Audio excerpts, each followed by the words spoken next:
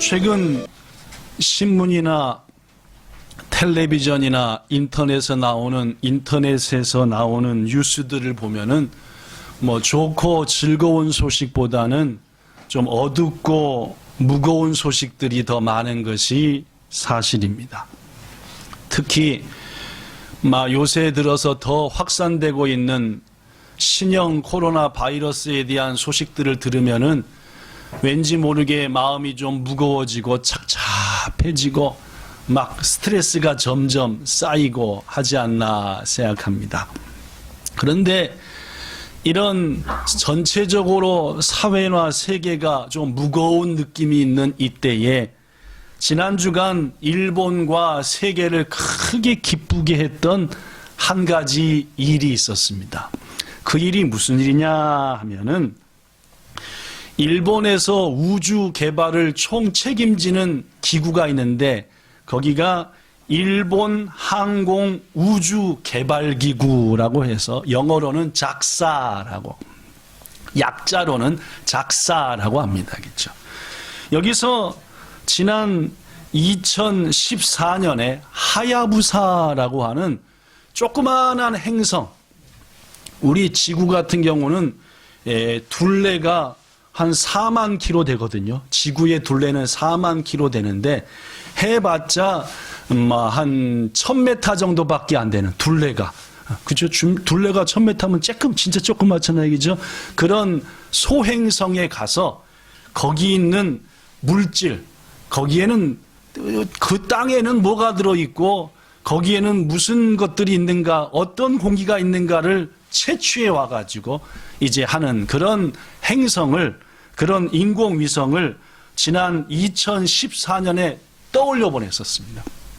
그 이름이 하야부사2. 시작. 하야부사2. 하야부는 독수리 친구인 매를 말합니다. 매. 독수리 친구 매, 그죠? 그 하야부사2가 지난주 주일날 6년 만에 무사히 지구에 돌아와서 류구라고 하는 조그만 별에서 이제 행성에서 말입니다. 그죠? 물건을 채취한 것을 저 호주에 있는 들판에다가 딱 떨어뜨려주고 자기는 다시 한번 다른 데 갔다 오겠습니다 하고 했던 일이 지난주 일본에서 이 지구촌에서 있었습니다.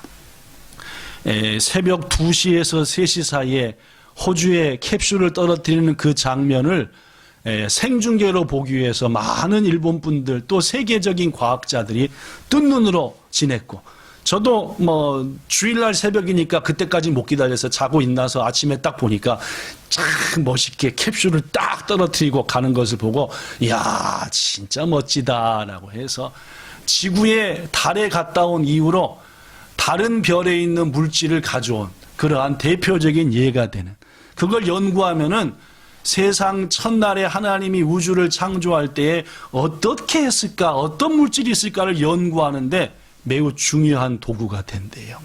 근데 이번에 갔다 온, 그리고 다시 먼 데로 간 그 인공위성이 하야부사2인데, 2라는 말은 뭐가 있다는 말입니까? 네. 하야부사2라는 말은 뭐가 있다는 뜻이죠? 네. 이은영 성도님. 그러면요, 2라는 것은 그 2 전에 1이 있었다라는 말입니다. 그렇죠? 그 하야부사 1에 대한 얘기가 훨씬 더 드라마틱합니다. 그래서 그 얘기를 조금 하려고자 합니다. 지금부터 17년 전인 2003년 5월 달, 저 일본의 가고시마라고 저 남쪽에서 하야부사 1, 그때는 1이 아니라 그냥 하야부사였습니다. 지금 그냥 하야부사인데 2가 동생이 생기니까 이름을 1으로 바꾼 거라. 그래서 하야부사라고 하는 인공위성을 하늘로 발사했습니다. 그 크기가 얼마나냐? 1m, 1.6m, 1.1m니까 요만합니다. 커요, 쬐끔해요? 그죠? 쬐끔합니다. 인공위성. 사람도 못하는 혼자 갔다 오는 위성이. 요거를 발사한 목적은 지구하고 화성 사이에 이토카와, 시작, 이토카와라고 하는 조그만 별이 하나 있어요. 그 별의 크기가 얼마냐면은 가장 넓은 게 540m밖에 안 된대. 540m니까 조그맣니다. 그죠? 예. 둘레를 다 해도 1km가 채 되지 않는 조그마한 별의 이름이 이토카와인데 너 거기 가가지고 거기 별에 있는 흙이라든지 물이 있으면 물도 좀 가져오고 공기도 좀 담아와라 해가지고 띄워보는 게 하야부사라고 하는 지금부터 17년 전에 띄워보냈죠. 그래서 하야부사는 지구로부터 출발한 지 2년 6개월 얼마요? 오래 걸렸습니다. 그죠? 그래서 2005년 11월 달에 20억 킬로를 달려 20억 킬로면은 지구가 한 바퀴가 4만 킬로니까 지구를 5만 바퀴 돈 거랑 같습니다. 지구를 5만 바퀴를 돈 정도의 거리를 2년 6개월에 가가지고 드디어 이토카와 행성에 공중에 딱 도착을 했습니다. 자, 공중에 도착해서는 흙을 가져올 수 있어요, 없어요? 없으니까 어떻게 해야 돼요? 그 별에 착륙을 해야 돼요. 근데 여러분, 모든 이 별 행성들은 땡기는 힘이 있어요. 근데 이게 다 똑같은 게 아니에요. 지구가 땡기는 힘이 틀리고 태양이 당기는 힘이 틀리고 달이 당기는 힘이 틀리니까 달에 가면은 60km 하는 사람도 10km밖에 못 느낀대요. 그러니까 둥둥 떠당기는 거라. 왜냐면 덜 땡기니까. 달은 뭔 말씀인지 알겠죠? 지구는 세게 땡기는데 60km인데 달에 가면 내 몸이 10km밖에 못 느낀다. 땡기는 게 틀려요. 이토카와는 더 적게 땡기는 거라. 그러다 보니까 착륙하는 과정 가운데 실패를 몇 번 해버렸습니다. 그래서 달이 망가지고 배터리 망가지고 이것저것 망가져가지고 만신창이가 된 끝에 간신히 이토카와에 착륙을 했습니다. 2년 6개월 만에. 그런데 문제는 이 착륙하면서 너무너무 여기저기가 고장이 나가지고 가장 큰 문제가 지구와 계속 통신을 해가지고 내려라, 채취해라, 붕 떠라, 날개를 어느 쪽으로 해라는 거 지시를 받아야 되는데 이게 통신이 안 되니까 지시를 만 얼마 동안 통신 안 됐게요? 50일 동안. 그러니까 지구에 있는 그 하야부사를 보낸 사람들은 야, 거기서 폭발에 터져버렸나 보다. 고장나서 이제 다시는 지구에 못 오겠다 하고 실망하고 있는 그때에 이 배터리 말고 여기서 보낸 연료 말고 연료가 다 떨어지면은 임시로 태양의 빛을 받아서 눈을 빵 떠라 해가지고 거기다가 태양 전지를 이렇게 해놨는데 거기에 태양빛이 50일 만에 들어와가지고 하야부사가 눈이 뭐 한 거예요? 빵 떠진 거예요. 삐리삐리삐리 해가지고 어디에 연락이 온 거예요? 아유, 잘하십니다. 그래가지고 지구 연락이 50일 만에 단 거예요. 그동안 50일 동안 얼마나 가슴 졸였겠어요, 그죠? 그러니까 네 상태를 한번 해라 하니까 다리 부러져, 서 있을 수도 없어. 이건 뭐 또 뭐 안 되는 거 투성이라 그죠? 그래서 그때로부터 1년 3개월이 지난, 즉 통신이 다시 회복된 다음으로부터 1년 3개월이 지난 2007년 4월에 드디어 이 하야부사는 이토카와를 붕 뜨는데 성공을 합니다. 놀라운 기적이 나타난 거예요. 그랬는데 아무리 둥 떴어도 계속해서 엔진이 서버리지 중요한 부품이 예정보다 훨씬 우주에 오래 있다 보니까 다 수명을 다 해버렸지 하다 보니까 엉뚱한 데 갔다 또 끊겼다 엉뚱한 데 갔다 끊겼다 하다가 마침내 2010년 6월 13일 지금부터 딱 10년 6개월 전에 7년에 걸친 60억 킬로 60억 킬로면 얼마냐면은 여기서 서울까지가 1200킬로라고 그랬잖아요. 그죠? 60억 킬로면은 지구를 15만 바퀴 돈 거랑 똑같아. 그 먼 데를 7년 동안 돌고 멈춰 있고 하다가 돌아온 거예요. 그래서 지금부터 10년 6개월 전에 하야부사가 대기권에 즉 지구에 팍 들어오는데 그 대기권이 얼마나 뜨거운지 요만한 물건이 확 불타는 거예요.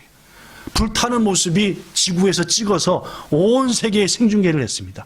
그 타는 가운데 뭐 하나가 뚝 떨어졌어요. 하야부사한테 툭 뱉어냈어요. 뭐 뱉어낼게요?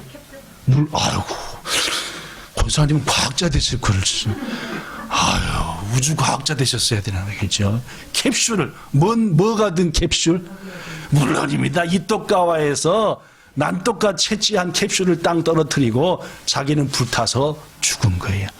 예. 이게 며칠 전에 돌아온 하야부사 2의 성님, 형님이신 하야부사 1에 대한 얘기였습니다. 저는 그 하야부사 1 때는 내려오는 것을 생중계로 봤습니다. 우와, 저희가 7년 만에 60억 킬로를 달려서 우리 지구에다가 지구가 아닌 다른 곳의 물질을 품고 와서 떨어뜨리고 본인은 장렬하게 불태서, 야, 저는 사람은 아니고 기계지만은 진짜 에라이다 라고 생각하면서 저도 막 눈물이 글썽하면서 그 광경을 봤고, 그 광경을 볼 때 제 마음에 떠올랐던 것은 하나님의 법궤를 수레에다 싣고 벳세메스를 향해서 한 걸음 한 걸음 가는 2마리 암소 생각이 났습니다. 야, 에라이구나. 비록 살아있는 물체는 아니고 기계였지만은 자신이 감당할 사명을 위해서 7년 동안 하고 몇 번이나 잃어버릴, 몇 번이나 우주의 미학가 될 상황 속에서도 끝까지 지구에 와서 사명을 딱 던지고 장렬하게 죽어가는. 사무엘상 6장 12절에 보면은 이런 말씀이 있습니다. 암소가 벳세메스 길로 바로 행하여 대로로 가며 갈 때에 울고 좌우로 치우치지 아니하였다. 하나님의 법궤가 이스라엘 땅 바깥에 가게 되었어요. 근데 이스라엘 밖에 있는 이 법궤를 이스라엘 안으로 데려와야 되는데 어느 누구도 무서워서 안 하는 거예요. 그때 블레셋 사람들이 안 하니까 누구한테 시키자? 소한테 시키자 해가지고 소 중에서도 젖이 탱탱 분, 송아지를 낳은 지 얼마 안 된 2마리 암소를 불렀습니다. 요 소가 만약 벳세메스를 향해서 똑바로 가면은 이 모든 일들이 하나님이 하신 일이고, 저게 새끼한테 오고 하면 이건 아니니까 우리 블레셋의 신이 더 세다, 뭐 이럴 때에 이 2마리 암소 수레에 하나님의 궤가 딱 실어져 있는데 뒤에서는 송아지가 매매 우는 거예요. 엄마 배고파요. 엄마. 그런데 오늘 말씀해 보니까 2마리 암소는 눈에는 눈물이 글썽글썽. 누구 생각이 나니까? 내 애들이 생각나니까. 내가 돌봐야 될. 그러나 자신의 어깨에 지금 뭐가 담겨 있으니까 하나님의 말씀, 하나님의 법궤를 하나님이 기뻐하시는 땅으로 인도해 가야 될 사명이 있으니까 눈물을 흘렸지만은 좌도 우도 뒤도 안 돌아보고 목적지를 향해서 한 걸음 한 걸음 가더라라는 이 모습이 마치 하야부사의 모습과 흡사하더라. 사랑하는 성도 여러분, 우리들도 이렇듯 2마리 암소와 같이 비록 인공위성이지만 끝까지 사명을 감당했던 이 하야부사와 같이 하나님 앞에 충직한 사명자가 되시기를, 그리하여서 하나님께 영광을 돌리며 많은 사람에게 감동을 주는 인생을 사는 여러분과 저가 되기를 예수님 이름으로 축복합니다. 오늘 본문 민수기 32장입니다. 민수기 32장은 하나님의 백성인 이스라엘이 하나님이 약속한 축복의 땅을 가기 위해서 애굽에서 나온 다음에 40년간을 고생하다가 드디어 약속의 땅 건너편까지 온 거예요. 뭔 말씀인지 아시겠죠? 자, 이제부터는 어딜 가야 돼요? 하나님이 약속하신 축복의 땅을 향해서 가야 되는 순간이 되었습니다. 그런데 여러분, 이 약속의 땅 가나안은 하나님이 주시겠다고 약속한 축복의 땅이기도 했지만은 실은 이스라엘 백성들에게는 가서 싸워 목숨을 걸고 전쟁해서 뺏어내야 될 사명의 땅이기도 했어요. 다시 한번, 하나님이 주겠다 약속하신 땅이기도 했지만은 내가 가서 싸워 목숨 걸고 이겨서 차지해야 될 정복할 사명의 땅이었다, 그 말. 왜 정복해야 됩니까? 거기서 누가 태어나셔야 되니까? 물론입니다. 거기 가나안 땅의 베들레헴에서 예수님이 나셔야 되고, 그 예수님이 예루살렘 골고다에서 뭐 하셔야 돼요?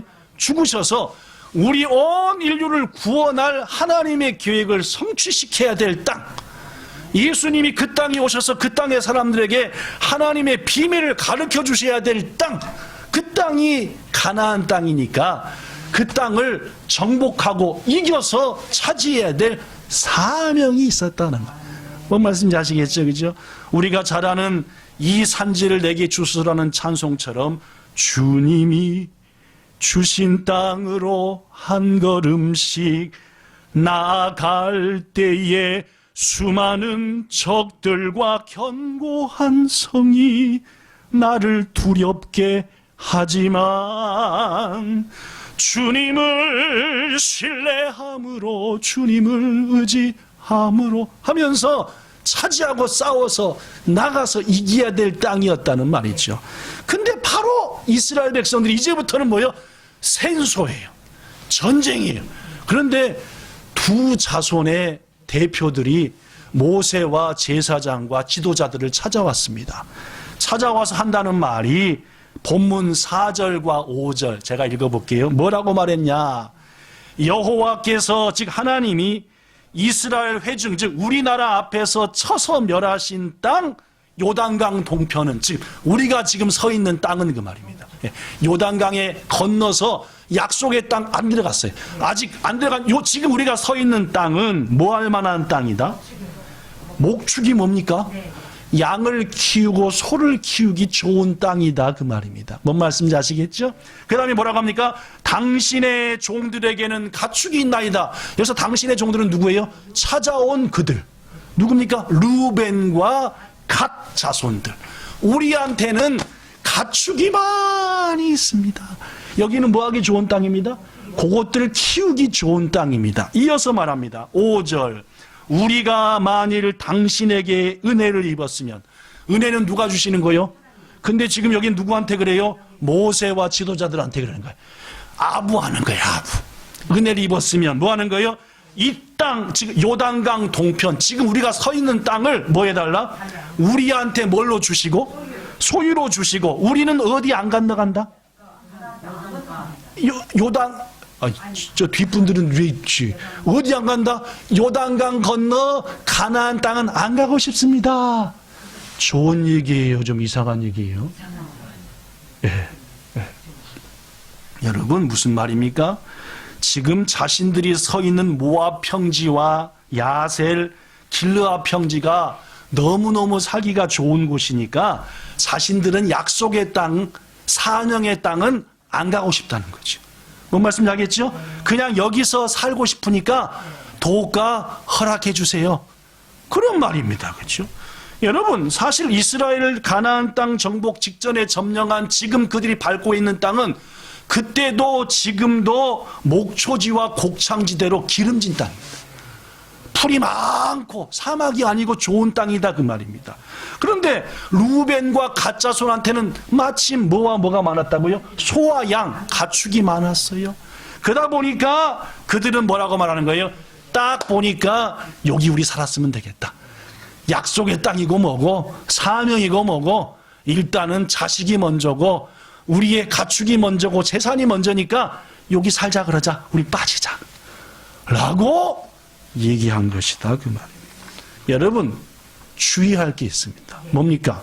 그곳이 아무리 풍요롭고 아름다운 땅이라 할지라도 거기는 먼 땅이 아니에요. 약속의 땅이 아닌 거예요. 뭔 말씀인지 아시겠어요? 하나님의 백성이 거할 땅이 아닌 거예요.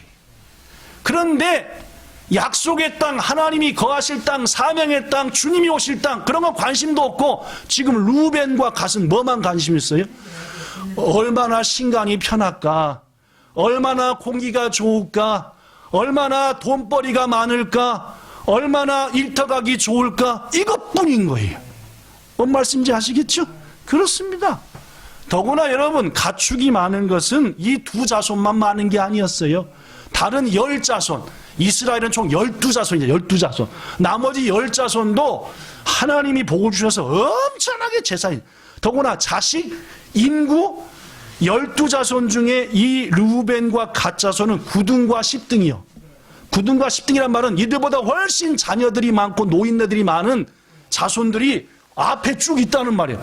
그 사람들은 아무 소리 안 하는데 르우벤과 갓은 와가지고 우리는 거기 안 가고 여기서 살래요. 어차피 우리가 정복해서 다 차지한 땅이니까 여기도 뭐 우리 땅 하면 되죠 뭐.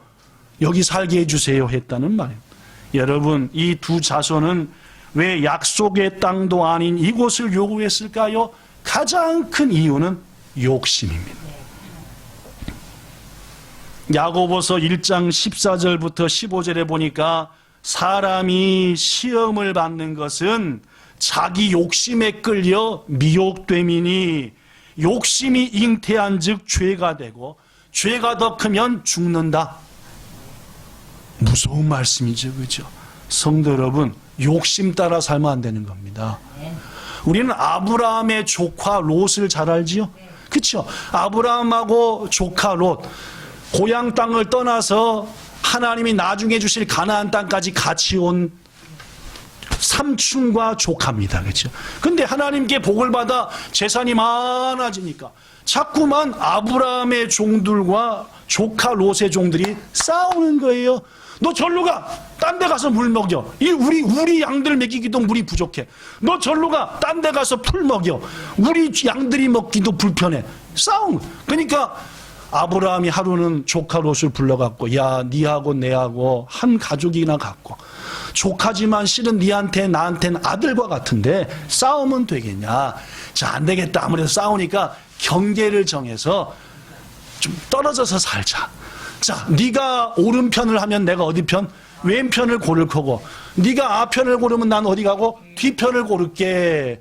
그러면 좀 이게 좀 철이 든 조카 같으면 어떻게, 아유, 삼촌께서 먼저 고르셔야죠 한다든지, 더 철들 것들은 어디로 가요? 삼촌은 나이 드셨으니까 풀 많은 데 계시고 저는 새로 풀 심어서 할 테니까 일로 와. 이게 철든 거죠. 근데 꼭 철딱선이 없는 것들은 뭐라 그래요? 아, 그래요? 딱 보니까 소돔과 고모라 쪽이 풀도 많고 하니까 삼촌 나 여기 있지? 그랬잖아요. 그렇죠? 롯이 선택한 것은 뭡니까? 살기 좋고 사람 많고 슈퍼 크고 공기 좋고 목주가기 좋고 교통 편하고, 그죠? 그죠? 이거예요. 하나님은 그 속에 생각이 있어요, 없어요? 없는 거예요. 이게 문제다 그 말입니다. 여러분, 지금도 아라비아인들은 사해를, 즉 소돔과 고모라가 묻혀서 된 그 사해를 롯의 바다 해가지고 바할롯, 바할롯이 뭔지 압니까? 롯의 바다다. 롯이 와서 살다가 자기 부인 속임비등 만들고 자기 딸들 매짝구짝 이상하게 만들어버린 그 롯의 바다다라고 하는 거예요. 여러분, 그렇습니다. 자기 것을 지키고 욕심을 채우려고 선택한 것이 결국은 부인은 소금기둥 돼, 딸들은 이상하게 돼, 그가 지키고자 했던 재산은 싹 날라버려. 이거다 그 말입니다. 사랑하는 여러분, 그 어떤 것을 선택할 때도 경제적인 이유, 내 삶의 편안함, 세상적인 욕심에 선택해서는 안 되는 겁니다. 그건 루벤과 갓하고 똑같은 거예요. 여러분, 집을 선택할 때도 내가 예배당과 가까워야 되고 하나님께 더 가까이 가, 이렇게 선택을 해야지. 거긴요, 내가 살기도 좋고요, 슈퍼도 좋고요, 백날 좋으면 뭐합니까? 일주일에 딸랑 예배 한 번 드리기도 힘든데.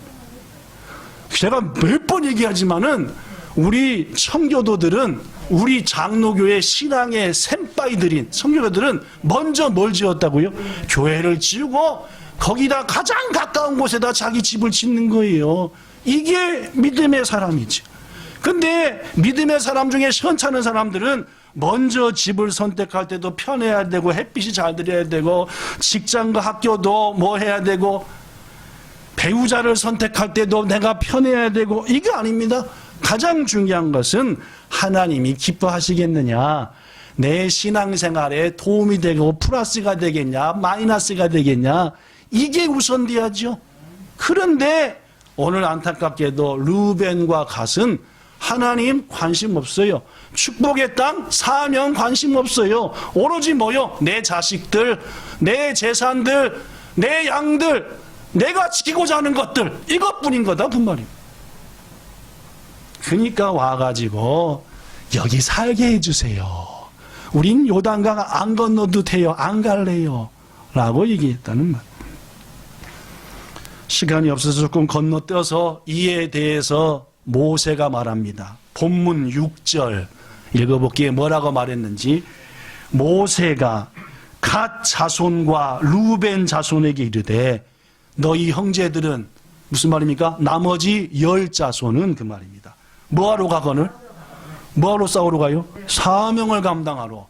그것을 하나님의 백성의 땅으로 만들어서 예수님 그곳에 오셔야 되고 구원의 역사 이루어야 될 거기를 향해서 가거늘 너희는 뭐한다? 여기 앉아있고자 하느냐. 좋은 말이에요. 제대로 지금 혼내는 거예요. 혼내는 거 아시겠죠? 혼내는 겁니다. 세게. 더구나 본문 7절 너희가 어찌하여 이스라엘 자손들을 낙심하게 하여서 하나님께서 그들에게 주신 땅으로 못 건너가게 하느냐. 너희 둘이 이런 식으로 나오면은 다른 지파들도 우리도 여기 살게 해주세요. 우리 어머니가 병드셨고요. 우리 애들은 못 걷고요. 근데 가서 싸우자니요. 이거 말도 안 돼. 우리도 여기 하면 나머지 10자손도 뭐 한다는 거예요? 안 가는 거죠. 낙심하는 거예요. 사명이고 뭐고 일단은 지금 내 눈앞의 것들부터 지켜내야 되겠습니다.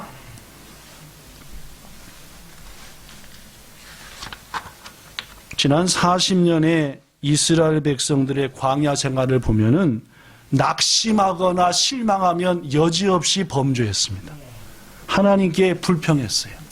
그런데 지금 루벤과 갓은 다른 자손들까지 그렇게 만들어버리는 상황에 자기들이 서버렸다는 말. 그래서 모세는 두려웠죠. 두 자손 때문에 온 이스라엘 자손이 똑같이 안 갈래요.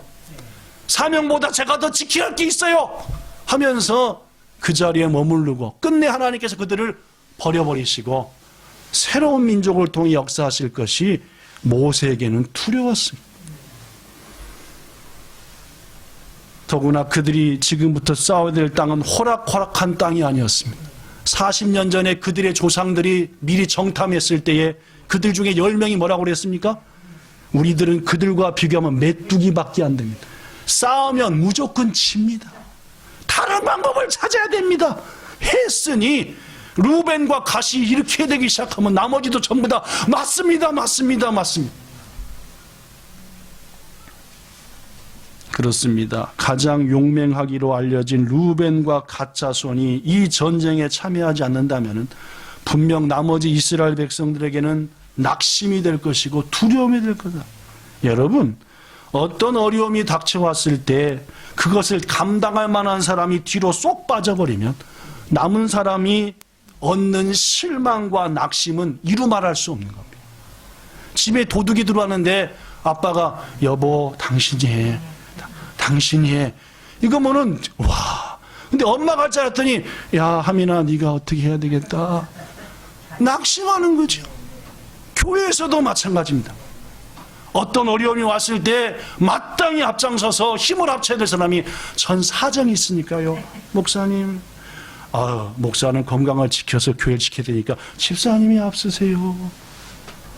이렇게 되면은 그 교회는 매짝부자 되는 겁니다.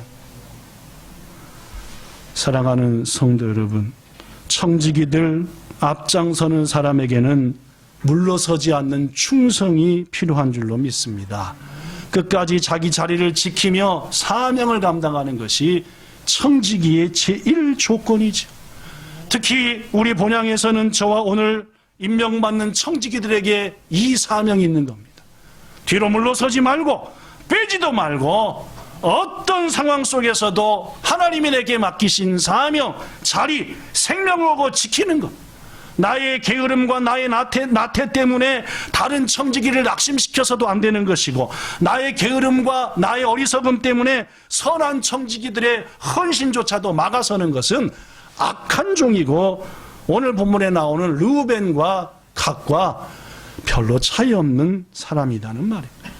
우리 예수님께서는 자신이 지셔야 될 십자가의 잔을 다른 이에게 넘기지 않으셨습니다. 묵묵히 그 모든 고난을 다 당하셨고 친히 감당하셨습니다. 사랑하는 성도 여러분, 예수님이 그러셨던 것처럼 우리도 낙심을 주는 성도가 청지기가 되지 말고 헌신하는 성도가 되어야 돼요. 무엇보다도 예배에서 그런 일이 일어나야 됩니다. 여하튼 제가 얘기하지만 제 신앙생활 50몇 년 중에 우리 교회 안수집사님과 권사님만치 예배 안 드린 분들은 처음 봅니다. 하여튼 주일 예배 한 번이면 훌륭합니다. 만족합니다. 하여튼 처음 봐도 저는 별로 책망받을 길은 없을 것 같은데 하나님 나라 가서 그 부분에 있어서는 너무 재직들을 그렇게 예배도 안 드리는 그런 재직으로 했느냐라고 말하면 거기에 대해서는 제가 할 말이 없어요. 교회에서 하는 어떤 행사든 어떤 예배든 어떤 고난이든 힘껏 참여하십시오. 그것이야말로 하나님께는 영광이요 함께하는 동역자들한테는 용기를 주는 일입니다. 제가 언젠가도 몇 번 얘기했지만 우리 본향교회 성도 중에서 제가 가장 이뻐하고 가장 사랑하고 힘을 얻고 하는 성도들이 누군지 압니까? 아무도 안 나오는 새벽 예배 때 자리 지키면서 기도하는 성도 진짜 이쁩니다. 아무도 안 나오는 금요예배 수요예배 때 나와서 같이 기도하는 성도 얼마나 마음 용기 나는지 모릅니다. 내가 딱 까놓고 지금 누가 최고 이쁩니까 할 때 그분들이 최고 이쁩니다. 그분들이 최고 좋아요. 너무너무 용기가 나요. 성도 여러분, 루벤과 갓 자손에게 모세는 경고합니다. 본문 32장 15절. 너희가 만일 돌이켜 여호와를 떠나면 뭔 말입니까? 지금 요단강 건너가지 않고 사명 감당 안 하는 것은 누굴 떠나는 것과 마찬가지다?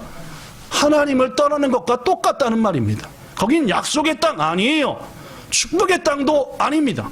떠나면 여호와께서 다시 이 백성을 광야에 버리시리니 너희들이 하는 짓을 보고 나머지 10족속도 그대로 배워서 하나님이 너희들을 우리 조상들을 다 버려버리시고 그리하면 너희가 이 모든 백성을 멸망시킨 것과 똑같은 일이 된다. 알겠냐? 너희가 머무를 곳은 이곳이 아니라 약속의 땅이다. 축복의 땅. 아무리 두려워도 헌신의 땅이다. 모세의 강력한 경고 앞에 협상안을 제시합니다.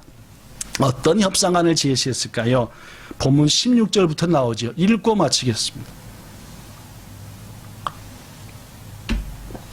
본문 16절. 그들이, 여기서 그들은 여기 살게 해주세요 했던 루벤과 갓 자손들이 모세에게 가까이 가서 이르되 우리가 이곳에 우리 가축을 위하여 우리를 짓고 역시 먼저는 뭐요? 이 사람들은 먼저는 재산입니다. 변화가 됐어요? 안 됐어요? 안 됐습니다. 먼저는 내 재산이요. 둘째, 우리 어린 아이들을 위하여 성읍을 건축하고 야빨이 먼저는 뭡니까? 사명보다 내 새끼들, 내 자식들이 먼저 얘기죠. 자, 그 다음 뭐라고 했습니까? 17절 시작. 이 땅에 원주민들이 있으므로 우리 어린 아이들을 그 견고한 성읍에 거주하게 한 후에 역시 자식 가족 지키는 게 우선. 그거 다 한 다음에 아또데 우리는 무장하고 즉 칼을 차고 이스라엘 자손들을 그곳으로 인도하기까지 즉 나머지 10자손이 약속의 땅에 가기까지 앞장서 가고 18절 나머지 10자손들이 각각 땅을 차지하기까지 우리 집으로 돌아오지는 않겠습니다. 즉 앞장서서 다 닦아게 할게요. 대신 먼저 뭐 하게 해주세요? 우리 재산, 애들, 가족 지킬 수 있도록 다 단돌이 할 수 있도록 해주세요. 그 다음 19절 우리는 요단 이쪽 지금 우리가 밟고 있는 땅에서 이미 땅을 뭐 됐습니까? 앞으로 요단강 저쪽에서는 받을 생각이 없으니까 주시도 마세요. 괜찮습니다. 육적인 복으로 충분하니까 영적인 복은 안 주셔도 충분히 살 수 있을 것 같습니다. 뭐 하나님과 관계를 조금 하더라도 이미 받아놓은 게 워낙에 크니까 두고두고 살면은 별로 어려움 없을 것 같으니까 그쪽 것은 안 받아도 됩니다. 하나님 더 이상 안 주셔도 됩니다. 주신 걸로 충분합니다. 라고 얘기한 거죠. 이 타협안이 어떻습니까? 좋습니까? 좀 이상합니까? 제가 좀 설명을 해서 이상하게 설명해서 이상한 것 같으지 좋게 설명하면은 어우 잘했네. 대신 앞서 싸운다는 거 아니야. 뭐 잘했구만. 이렇게 생각하시면은 루벤과 갓입니다. 결국 이들은 어떻게 됐을까요? 역사 속에서 사라졌습니다. 네. 없습니다. 지금 이스라엘 민족의 루벤 자손, 갓 자손 없습니다. 사라져버렸다. 없다는 말이가 없어져 버렸다는 말. 먼지처럼 흩어져 버렸다는 말. 무서운 말입니다. 성도 여러분. 올해는 신형 코로나 바이러스로 인해서 많은 섬김과 선교와 봉사가 위축됐지만 내년에는 찬양전도, 양로원 봉사, 문서선교, 일본어 홈페이지 구축, 피해지 봉사, 전도 등등등등 우리들이 해야 될 일들이 너무나 많이 있습니다. 사랑하는 성도 여러분, 코로나 핑계입니다. 루벤, 갓 전부 다 핑계입니다. 뭐가 다 잊습니까? 하나님 주신 사명보다, 내가 해야 될 헌신보다 내 것, 내 가족, 내 목숨 챙기는 게 우선이다. 그것이 루벤과 갓이 우리에게 보여주는 대표적인 메시지고, 우리들이 결심해야 될 뜻이 바로 이 말씀 안에 있는 겁니다. 사도 바울은 고백합니다. 디모데에게 내가 선한 싸움 싸우고 달려갈 길 마치고 믿음 지켰으니 이제후로는 나를 위하여 의의 면류관이 예비되어 있다. 디모데야, 너도 너 개인적인 일, 사명을 던져버리지 말고 내 발자취를 따라서 너도 예수님 기다리며 사명 감당하라 라고 디모데후서 4장 7절에서 마지막 유언의 글을 쓰죠. 성도 여러분, 우리들도 마찬가지입니다. 부디 그 무엇보다도 하나님이 내게 원하는 일을 향해서 용기 있게 달려가 우리가 받을 진정한 상급은 이 땅이 아니라 하나님 나라에 있음을 아시고, 우리가 누려야 할 진정한 평화와 행복은 이 땅에서가 아니라 주님 나라에 있음을 오메가 알파의 하나님을 통해서 배웠으니 부디 그날을 바라보며 더더욱 헌신하며 충성하며 나가는 여러분과 저 모든 본향성도 되기를 예수님 이름으로 축원합니다.